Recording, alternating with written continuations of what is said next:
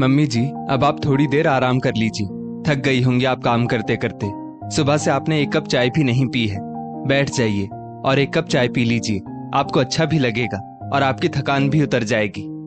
प्रेरणा ने जबरदस्ती अपनी सास छाया जी का हाथ पकड़कर उन्हें बिठा दिया और गर्मा गर्म चाय का प्याला लाकर उनके हाथ में पकड़ा दिया।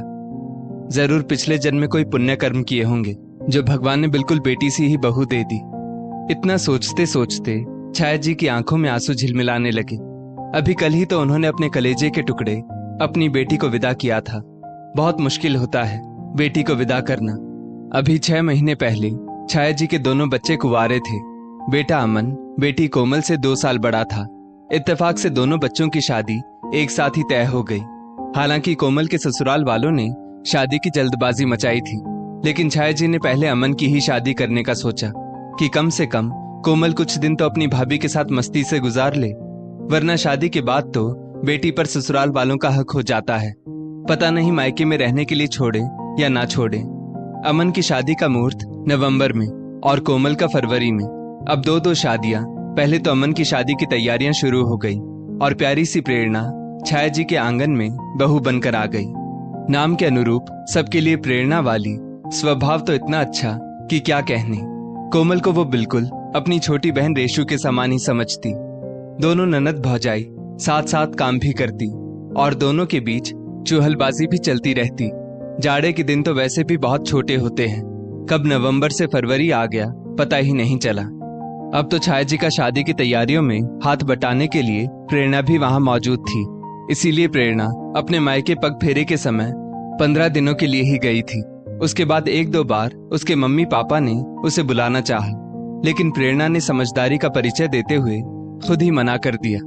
छाया जी अपनी बहू की समझदारी की दिल खोलकर प्रशंसा करती।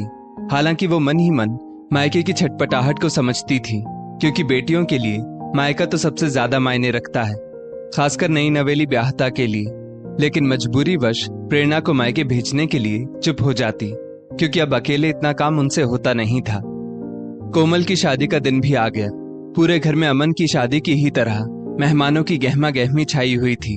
हलवाई, बिजली और टेंट इत्यादि ये सब काम छाया जी के पति उमेश जी और बेटा अमन देख रहे थे। और प्रेरणा तो छाया जी का जैसे बिल्कुल दाहिना हाथ बनी हुई थी। अगर प्रेरणा इतना सहयोग ना देती तो मेरे लिए बहुत मुश्किल हो जाता, क्योंकि बेटी की शादी में तो तमाम काम होते हैं। प्रेरणा के मम्मी पापा भी आए हुए थे और जरूरत के हिसाब से अपना सहयोग भी दे रहे थे। और कोमल छाया जी का आंगन छोड़कर अपने पिया का आंगन गुलजार करने के लिए चल दी। सारे मेहमान कल ही विदा हो गए थे। बस अमन की बुआ और प्रेरणा के मम्मी पापा ही रुके हुए थे। और छाया जी सुबह से ही उमेश जी के साथ मिलकर समेटा समेटी में लगी थी और प्रेरणा रसोई का काम संभाल रही थी। तभी प्रेरणा जबरदस्ती छाया जी को आकर बिठा गई।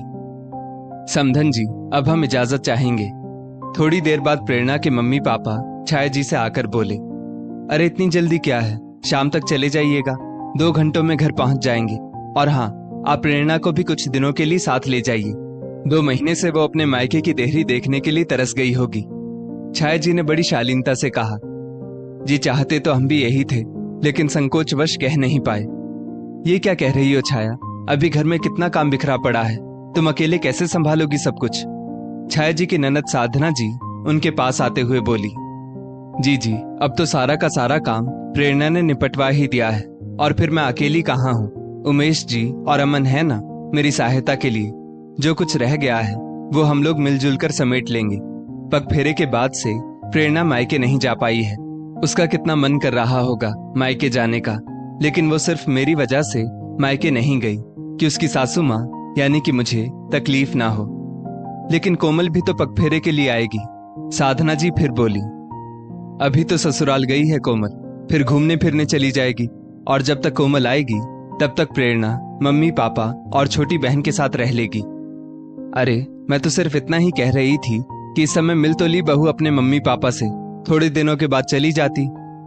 जी ये भी कोई मिलना है, सारा समय तो वो मेरे साथ ही काम में लगी रही। शायद ही सुकून से 2 घड़ी समधन जी के पास बैठ पाई होगी। मायके जाएगी तो माँ के आंचल से लिपट कर 4 अपने दिल की कहेगी और 4 अपनी माँ के दिल की सुनेगी। जिस तरह से मैं कोमल का यहाँ आने का इंतजार कर रही हूँ, वैसे ही समधन जी भी करती होंगी।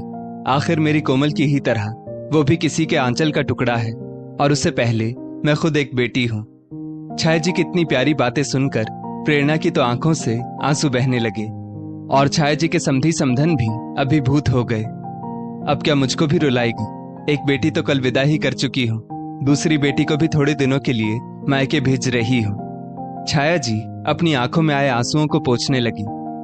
जाओ प्रेरणा बेटा, अपनी जाने की तैयारी शुरू करो। सच में मम्मी जी, आप बहुत अच्छी हैं। भगवान इतनी प्यारी सासू माँ सबको दे। प्रेरणा अपने आंचल में सासू माँ का प्यार समेटे मायके जाने की तैयारी करने लगी। दोस्तों, इस स्टोरी को लेकर आपकी क्या राय है, नीचे कमेंट करके जरूर बताइएगा। और ऐसी ही और भी बेहतरीन वीडियोस के लिए हमारा पेज जरूर फॉलो करें। धन्यवाद।